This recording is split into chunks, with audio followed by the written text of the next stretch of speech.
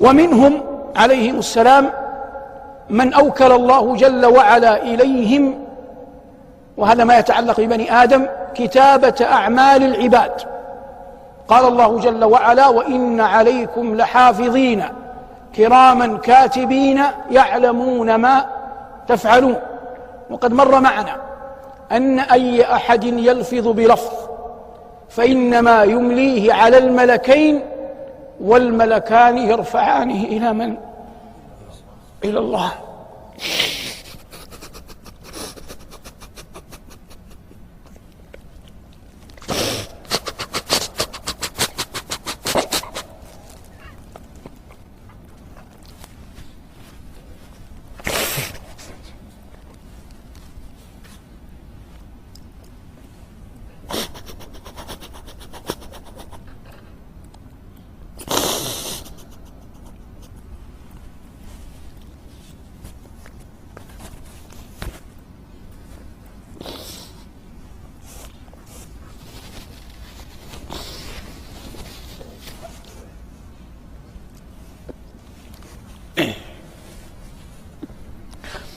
نسأل الله أن يرزقنا الحياء منه، فكم رفع لنا مما لا نقبل لا نرضى أن يرفع إلى الله، لكن نسأل الله الذي ستر أن يغفر